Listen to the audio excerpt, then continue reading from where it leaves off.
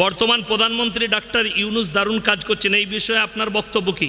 সবথেকে আমাকে ভালো লেগেছে ডাক্তার ইউনূস বলেছে যতগুলো মাদ্রাসা মসজিদ আছে তাদের সমস্ত কারেন্টের বিল ফ্রি, এবং সেখানে 1 সেপ্টেম্বর থেকে যতগুলো গেম আছে ফ্রি ফায়ার থেকে শুরু করে যত গেম সেগুলো নিষিদ্ধ করেছেন।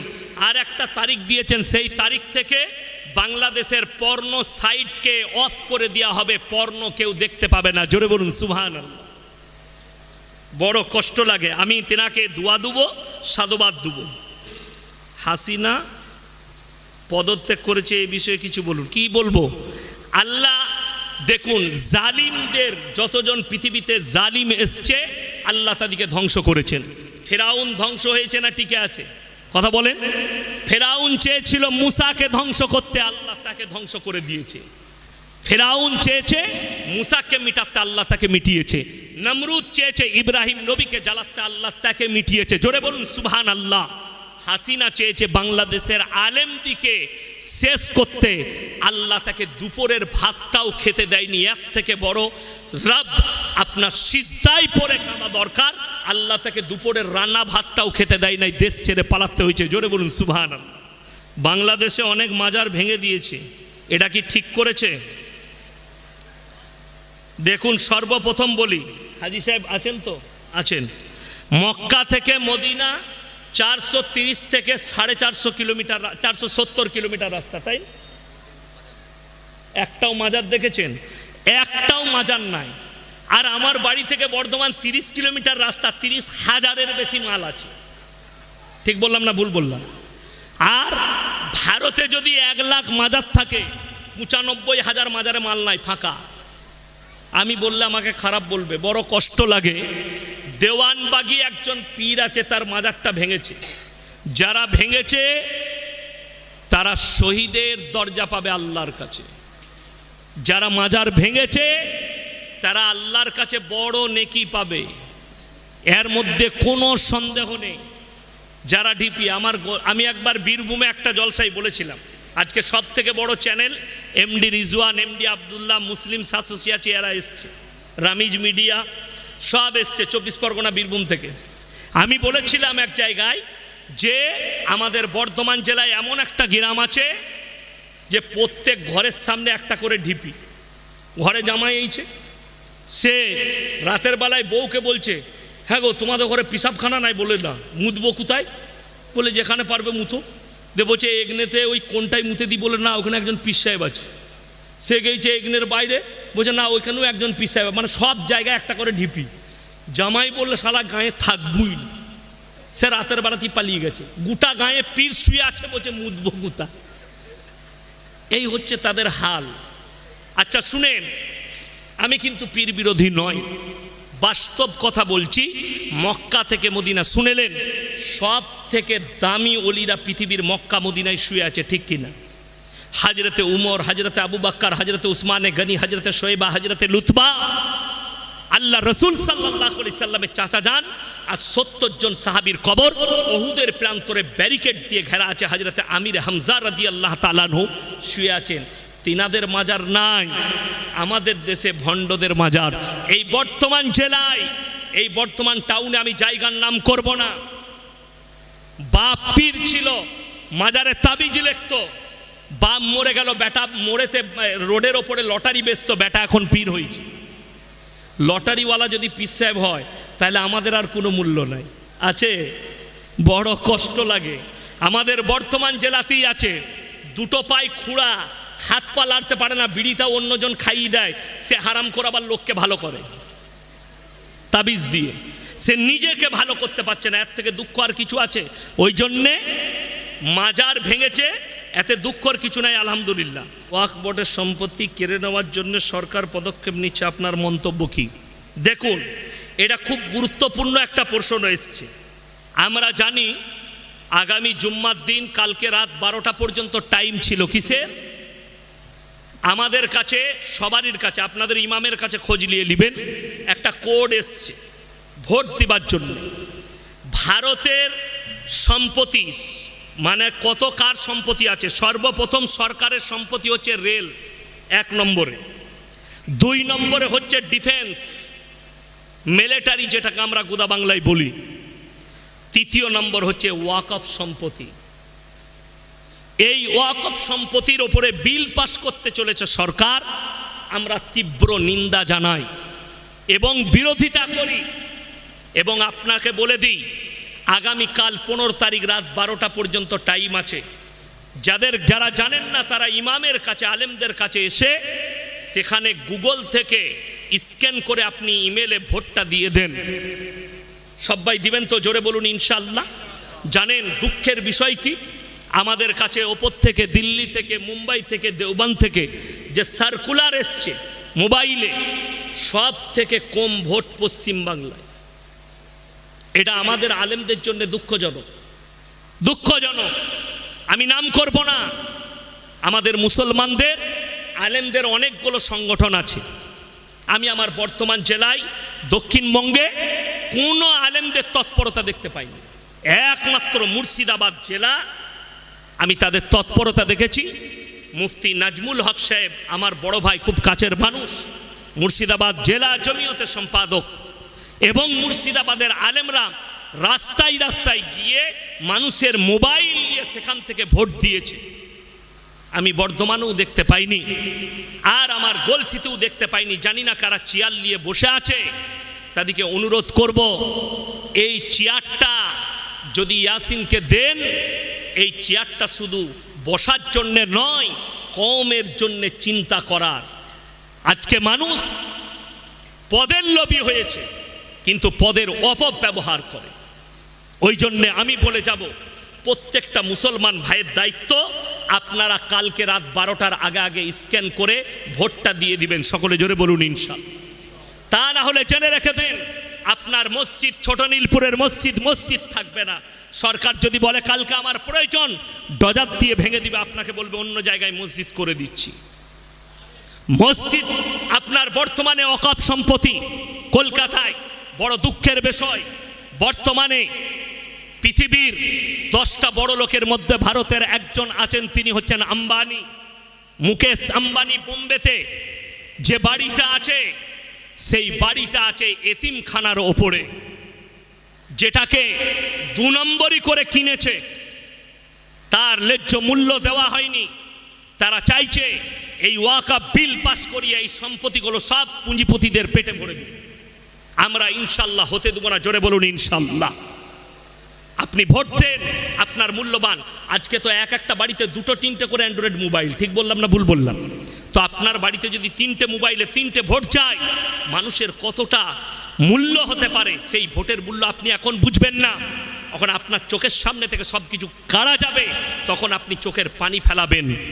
মাথায় রাখবেন, ওই সম্পত্তি শুধু একটু আটটু নয়। হিসেবটা বলে দিই, 9,40,000 একর জমি আছে। ভাবতে পারেন, 9,40,000 একর জমি শুধু ওয়াকফ সম্পত্তি আছে আমাদের। আপনি অনুভব করতে পারবেন না। যদি সরকার বলে তোমাকে কিচ্ছু দেব না, যদি খালি আমাদের ওয়াকফ সম্পত্তি দিয়ে দেয়, সেই টাকায় প্রত্যেকটা মুসলমানের সংসার প্রতি বছর 1 লাখ করে পাবে ভারতের মুসলমান। জোরে বলুন না সুবহানাল্লাহ। এত সম্পত্তি আছে।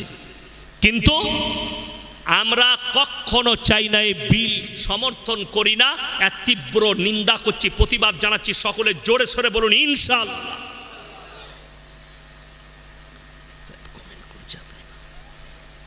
হুজুর সাহেব কমেন্ট করেছে, আপনি বাংলাদেশে কবে আসবেন হুজুর? আপনি হক কথা বলেন। আলহামদুলিল্লাহ, আমি বাংলাদেশে অনেক ফোন আসছে দাওয়াতে। আমার 2025 সালের ফেব্রুয়ারি পর্যন্ত একটাও ডেট খালি নেই। 2025 সালের সেপ্টেম্বর, অক্টোবর, নভেম্বর, ডিসেম্বর, 26 সালের জানুয়ারি, ফেব্রুয়ারি, যারা বাংলাদেশের ডেট নিবে ইনশাল্লাহ ডেট দেবো। হুজুর আপনার দোয়া কবুল হয়েছে। হাসিনা, তুমি নামাজ পড়ছো না, তুমি তো ভালো লোক। কি বলে জানেন, আমার মতো লোক নাই, সত্যিকারই লোকটা ভালো, অনেক উপকার করে, বড় উপকার করে, কিন্তু নামাজ পড়ে না। সে বলে আমি নামাজ না পড়তে পারি, কিন্তু আমার মতো ভালো লোক আপনি পাবেন না। এরকম লোক আছেন, সত্যিকারই ভালো লোক আছে, কিন্তু নামাজ সে পড়ে না। সে বলে নামাজ পড়ি না। তাদের জন্য এই উপদেশটা, যারা বেনামাজি আর বলেন আমি ভালো লোক, আমি নামাজ পড়ি না, তা কি হয়েছে? তারা শুনেলেন তার বদলা আল্লাহ তাদেরকে দুনিয়াতে দিবেন। কোরআন খুলেন, কিয়ামতের দিনে সেই লোক কটা কেমনভাবে ফেরে পড়বে। জান্নাতীরা যখন জান্নাতে প্রবেশ করবে আর জাহান্নামীরা যখন জাহান্নামে প্রবেশ করবে, জান্নাতীরা তাদেরকে দাঁড় করাবে, ফি জান্নাতি ইয়াতাসালুনা আনিল মুজরিমিনা মা সালাকাকুম ফি সাকার। তোমরা কেন জাহান্নামে যাচ্ছে? তোমরা বলতে তো আমরা ভালো লোক, তোমরা বলতে আমাদের মতো লোক নেই, আজকে তোমরা জাহান্নামে যাচ্ছ। তারা এক নম্বর উত্তর যেটা ছুড়বে জান্নাতীদের কাছে, সেটা হচ্ছে ক্বালু নামলাকু মিনাল মুসাল্লি, আমরা মুসল্লিদের মধ্যে ছিলাম না, নামাজি ছিলাম না, তাই আল্লাহ আমাদেরকে জাহান্নামে পাঠিয়েছে। ওয়া কুন্না নাকুদু ওয়া কুন্না নুকাজ্জিবু, কি আছে? ওয়ালাম নাকু নুতিমুল মিসকিন, আর মিসকিনকে খানা খাওয়াইতাম না, তাই আল্লাহ আমাদেরকে জাহান্নামে পাঠিয়েছে। মায়েরা ভালো করে শুনবেন, ভাইয়েরা, আপনাদের পাড়ায় ভিখারি আসে না? আসে না? কোন ধর্মের দেখেন না? নবীজি সাল্লাল্লাহু আলাইহি সাল্লামের একটা ভাষা শুনেলেন, আমাদের দেশের লোক সম্প্রীতি জানে না, আমাদিকে মৌলবিদিকে সম্প্রীতি শেখায়, এরা কিছু জানে না বে, এদিকে শিখো, আমাদিকে কি শিখবি সম্প্রীতি? তোরা আমার কাছে সে শুনে যান। আজকে বর্তমান টাউনের লোক সম্প্রীতি কাকে বলে? রাসূল আকরাম সাল্লাল্লাহু আলাইহি সাল্লাম বললেন, তোমরা দেখো না তোমার পাশে কে বসবাস করছে, সে দলিত হোক, আদিবাসী হোক, অমুসলিম হোক, খ্রিস্টান হোক, সে যদি ক্ষুধার্ত হয় খাবার দাও, বস্ত্রহীন হলে বস্ত্র দাও, বিপদে পড়লে তার পাশে দাঁড়াও। এটাই হচ্ছে নবীজির আদর্শ এবং ইসলাম। এটার নাম সম্প্রীতি, এটার নাম হচ্ছে সম্প্রীতি। বড় কষ্ট লাগে, আর আপনি আমাদেরকে সম্প্রীতি শিখাচ্ছেন। মৌলবিদিকে আপনার সম্প্রীতি বুঝে আসেনি। চলুন কোরআন শোনাবো আপনাদিকে। মিসকিন আপনার দরজায় হাত পেতেছে। হে আমার মুসলমান ভাইয়েরা, যদি আপনার কাছে কেউ হাত পাতে, তুমি দেখো না, অনেক লোক আছে তোদের অভ্যাস দাঁড়িয়ে গেছে, রোজ চলে আসছিস ভিক্ষা করতে। এইটা কত খারাপ কথা আপনি ভাবতে পারবেন না।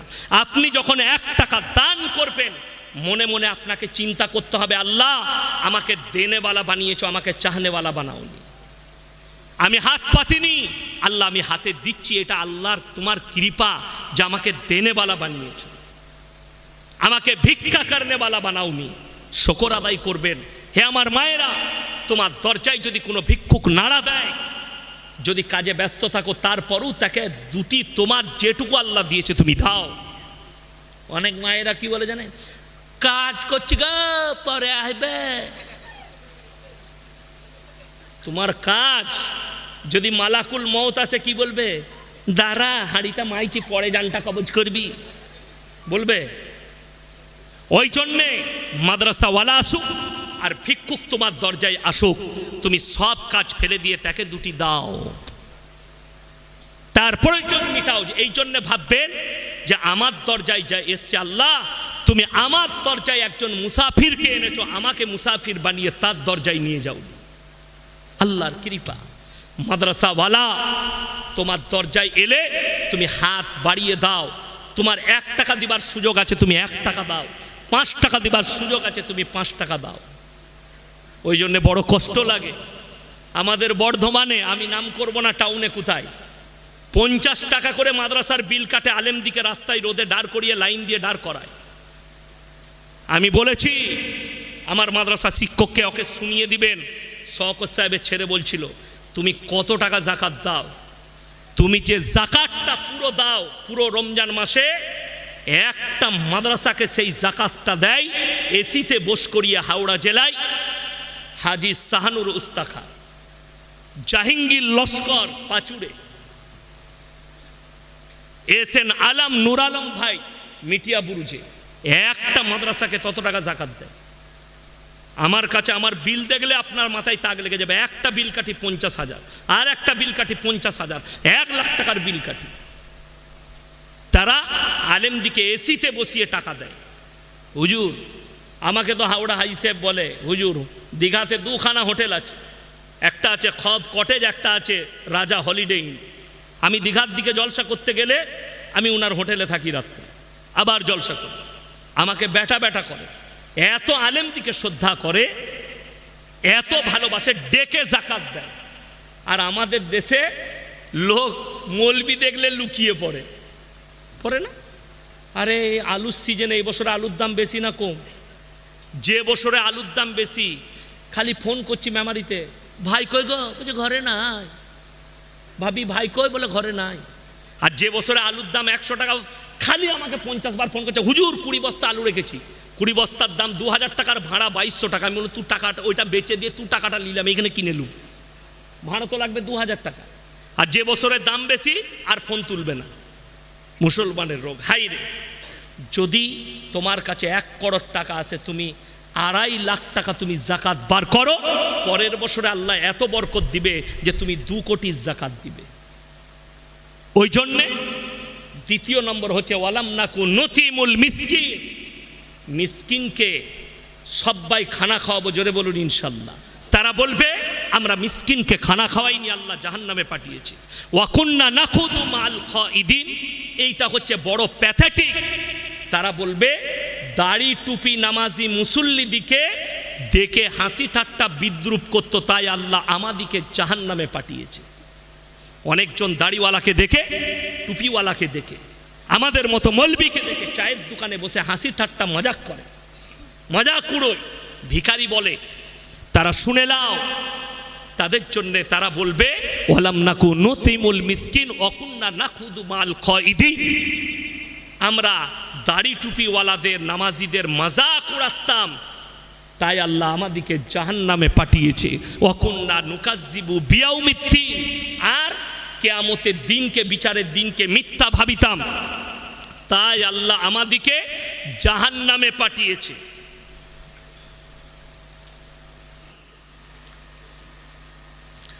ভারতে তিনি আশ্রয় নিয়েছে, জানি না কোথায় আছে, ভারতে আছে না বিদেশে আছে, যেখানেই থাকুক আল্লাহ কিন্তু রেহাই দিবেন না। আল্লাহর মার বড় কঠিন মার। ওই জন্যে প্রত্যেকটা ভাই আজকে হাত তুলে বলুন, আজ থেকে আমরা সবাই 5 ওয়াক্তের নামাজি হব, জোরে বলুন তো ইনশাল্লাহ। সবাই হাত তুলেন, জোরে বলুন ইনশাল্লাহ। আমি আমার যুবক থেকে বলবো, খাস করে এই জালসার যত কমিটি আছেন সকলকে অনুরোধ করব 5 ওয়াক্তের নামাজি হন। তা না হলে আমাদের নিয়ত হচ্ছে বছরে একটা করে জলসা করব আর ভালো ভালো বক্তা আনবো, লোকে বলবে সালা বক্তা একখানা এনে হলো, নামাজ বলে ওটা আর বার কি পড়বি বে, দোয়া করে দিয়ে চলে গেছে, হয়ে গেছে। কথাটা বুঝতে পারেননি না? যদি মনে করেন ইয়াসিন ভাইকে নিয়ে এলাম, দোয়া কবুল হয়ে যাবে, দোয়া কবুলিয়াতের জন্য হালাল খাবার প্রয়োজন, তোমাকে নামাজি হতে হবে, তবে দোয়া কবুল হবে। যদি নিয়ত করেন আমরা আগামী ফজর থেকে নামাজ আর ছাড়বো না, আজকের জলসা কামিয়াব, সব কামিয়াব হয়ে যাবে। ছাত্র আন্দোলন জীবন দিল আবু সাইদ যুগ্ন, এদের কি শহীদ বলা যাবে? যদি সে দেশের স্বার্থে, দিনের স্বার্থে যদি জান দিয়ে থাকে এবং সে যদি মুমিন ব্যক্তি হয়, অবশ্যই তিনি শহীদ। একজন ইমানদার যদি দেশের জন্য প্রাণ দেয় তাকে শহীদ বলা যাবে। বাংলাদেশে বন্যা ক্ষতিগ্রস্তদের জন্য শেখ আহমদুল্লাহ সাহেবের ফাউন্ডেশনের সম্পর্কে আপনার মন্তব্য কি? তিনার কাছে 100 কোটি টাকা এসছে, গরিবদের অনেক উপকার, শুধু বাংলাদেশ নয়, আমাদের বাংলাদেশ ভারতের যতগুলো জায়গায় বন্যা হয়েছে, মানুষ ক্ষতিগ্রস্ত হয়েছে, আমি দোয়া করব আল্লাহ সকলকে তুমি উদ্ধার করো, সকলকে তুমি ওই বিপদ থেকে উদ্ধার করো। এই যে দুর্যোগ আমাদের কাল রাত্রি থেকে শুরু হয়েছে, আল্লাহ তুমি আমার বর্তমান জেলা থেকে শুরু করে পশ্চিম বাংলার সমস্ত মানুষকে তুমি হেফাজত করো, জোরে বলুন আমিন। এবং ভারতের গুজরাট থেকে শুরু করে যত জায়গায়, ভারত, গুজরাট, মধ্যপ্রদেশ, যত জায়গায় বন্যা হচ্ছে, রাজস্থান, বাংলাদেশ, আল্লাহ সমস্ত বন্যা দুর্গত যত মানুষ আছে, যারা বিপদে আছে, তুমি বিপদ থেকে উদ্ধার করো। আল্লাহ তুমি আমাদের ইমানকে মজবুত করো, শিরক আর বিদআত মুক্ত জীবন গড়ে দাও। আল্লাহ ইমানের ওপরে আমাদেরকে একনিষ্ঠভাবে টিকে থাকার তৌফিক দান করুন। আল্লাহ তাআলার কাছে সকলে দোয়া করব, আল্লাহ আমাদের সকলকে কবুল করুক। আজকের রাত্রিকে কবুল করুক, আজকের জলসাকে আল্লাহ কবুল করুক। হায়াত বাকি তো মুলাকাত বাকি। আশা করি আলহামদুলিল্লাহ আমি যা বলেছি, আশা করি নীলপুরের ভাইরা আমাকে আর দাওয়াত দিবে না, উমালকে আর জীবনে দাওয়াত দিবি না, তাই না? যাই হোক, দোয়া আপনাদের জন্যে। কি দাও, কি আছে দাও না, তারপর সব বীজ মেরে ছেড়ে দিচ্ছি, দাও আমাকে দাও। কি আছে? মহিলাদের পর্দার ব্যাপারে বলুন। পর্দা রেখেছো যে বলবো? সব তো ছিঁড়ে শেষ। পর্দা মুসলমানদের কত সুন্দর মায়েদের, ওটা একবার বিগ বাজারে গিয়ে 2 মিনিট বসলেই বুঝতে পারবে। কি বুঝলেন? সব মনে হচ্ছে দুলা ভাই যাচ্ছে, জিন্সের প্যান্ট আর গেঞ্জি। শুনেলেন আমার মায়েরা, আমি শেষ বলছি, কোরআনে আছে ওয়াদরিব খুমুরিহিন্না আলা জুনুবিহিন। হে নারী, তুমি পর্দা নির্ধারিত করো, তোমরা কোনোদিন ধর্ষিতা হবে না, তোমরা কোনোদিন লাঞ্ছিত হবে না। একটা মিডিয়া আছে, সে এবিপি একজন অ্যাঙ্কার, তার নাম হচ্ছে রুবিকা লিয়াকত। একে যদি কেউ মুসলমান ভাবেন, ই হচ্ছে কাফের এবং বেঈমান। একে যে মুসলমান ভাববে তার ঈমান চলে যাবে। একটা প্রোগ্রামে একজন মুসলমানকে জিজ্ঞেস করছে, সাধারণ ছেলেকে, कुरान में कहाँ लिखा है पर्दा के बारे में, कुरान में कहाँ लिखा है हिजाब के बारे में? तुझे कौन बोला कि तू हिजाब पहन ले, तू तो नंगा घूम ले, ये हमारे क्या, हमसे क्या फर्क पड़ता है? लेकिन अगर पुश्ती हो, अगर हिम्मत है तुम लोग में, तो एक मर्तबा हमारे जैसा बाप के बेटा मौलवी से बैठ के दिखाओ, फिर तुमको हम छट्टे के दूध याद दिला देंगे इंशाल्लाह। तुम तो किससे बैठती हो और किससे सवाल पूछती हो? उसको तो इस्लाम के बारे में कुछ पता नहीं। और कुरान कहता है वद्रिब खुमुरिहिन्ना अला जुनूबिहिन। हे नारी, हे औरत, तुम अपने आप को ढाक लो। মহিলারা, তোমরা নিজেদিকে ঢেকে লাও, তোমরা কোনোদিন ধর্ষিত হবে না, লাঞ্ছিত হবে না। বড় কষ্ট লাগে। পর্দা শুনেলেন, সব থেকে বেশি মায়েরা জাহান্নামে যাবে বেপরদাহির কারণে। এটা রাসূলের হাদিস। সব থেকে বেশি জাহান্নামে যাবে যে নারীরা, তারা বেপরদার কারণে। যে মেয়েরা মাথা চুল প্যাট পিট খুলে বাজারে ঘুরে বেড়ায়, কিয়ামতের দিনে আল্লাহ ওই অঙ্গগুলো আগুন দিয়ে ঢাকবেন, ওই অঙ্গগুলো আগুন দিয়ে ঢাকা হবে। যে বাপরা নিজের সন্তানকে, নিজের মেয়েদিকে পর্দার নসিহত করে না, ওই বাবরাও কিয়ামতের দিনে পাকড়াও হবে। যারা নিজেদের স্ত্রীকে পর্দায় রাখে না, তারাও কিয়ামতের দিনে পাকড়াও হবে। আমার ভাই, পর্দা ইসলামে ফরজ না ফরজ নয়? মুসলমান জানে ফরজ পর্দা করা, কিন্তু কষ্টটা কোথায় জানেন? ঈদের সময় দত্ত সেন্টারে খালা আর খালু ঘরে। ঠিক বললাম না ভুল বল? হ্যাঁ, খালু ঘরে আর খালা দত্ত সেন্টারে। আমি দুটো উদাহরণ দেবো। এটা আমার চাস্তো ভাই, আবার আমার ক্লাস ফ্রেন্ড, একসঙ্গে পড়েছি, আবার এখন একসঙ্গে মাদ্রাসায়, আমার আব্বার মাদ্রাসাতে, উনিও শিক্ষক আমিও শিক্ষক, আমরা ক্লোজ বন্ধুও বলতে পারেন। মানে এখন এরকম বসে আছে গম্ভীরভাবে, আমরা খুব মজাক করি, একসাথে খাই, এক প্লেটে খাই। তো ধরলেন আমার ক্লোজ বন্ধু, আমারও বউ আছে, ওরও বউ আছে। এরপর আচ্ছা, বন্ধুতে মজাক হয় বললাম, হয় না? হয় না? ক্লোজ বন্ধু থাকলে মজাক হয়। খুব সূক্ষ্মভাবে বুঝবেন, পর্দাটা বুঝাচ্ছি। একে আমি বললাম, ভাই তোর বইয়ের ব্লাউজের সাইজ কত? আচ্ছা, সম্পর্ক থাকবে না ছিন্ন হবে? জোরে বলুন। ছিন্ন হবে? 1 মিনিটের লেগে মেনে নিলাম। আমার উপরে রেগে গেল, তোমার সঙ্গে সম্পর্ক রাখা যাবে না, তুমি এত বড় কথা বলেছো আমার বইয়ের লেগে। বড় দুঃখ লাগে হে মুসলমান ভাই, আপনার বন্ধু খালি বলেছে তোর বইয়ের ব্লাউজের সাইজ কত, তার সঙ্গে সম্পর্ক ছিন্ন করছো, অথচ তুমি ঘরে বউকে বাজারে পাঠিয়েছো ব্লাউজ কিনতে, একটা পর পুরুষ বসে আছে, তোমার বউ গিয়ে বলছে আমার 34 সাইজের ব্লাউজ দাও, তখন তোকে লজ্জা লাগে না? কথা বুঝাতে পারলাম? কথা বুঝতে পেরেছেন? গুদা বাংলায় বায়ান করছি আমি শুদ্ধ বাংলার লোক নয়, আর বর্ধমান জেলার লোক আমি। যদি মনে করেন যে ইয়াসিন সাহেবের কি পাওয়ার আছে, আমি এই নীলপুরি পাওয়ার দেখাতে পারি। আমারও আত্মীয় আছে নীলপুরে, আছে না? নাই? আপনারা সবাই তো। কেন? এক মমিন আর এক মমিনের ভাই ভাই, জোরে বলুন সুবহানাল্লাহ। ওই জন্য আমি ভয় করে কেউ কি কথা বলি নাই। আমি আপনাকে বুঝাতে চাইছি পর্দাটা। হ্যাঁ আমার মায়েরা, 3টে কারণ ছাড়া মেয়েরা বাড়ির বাইরে যেতে পাবে না। কটা বললাম? তিনটে। নাম্বার ওয়ান, সেটা হচ্ছে যদি শরীর খুব অসুস্থ হয় পর্দার সহিত ডাক্তারের কাছে যাবে। কিসের সহিত বললাম? পর্দার সহিত ডাক্তারের কাছে যাবে। নাম্বার টু, কাছের কোনো নিকটবর্তী আত্মীয় যদি মারা যায় তাকে দেখতে যেতে পারবে, কাছের নিকটবর্তী আত্মীয়।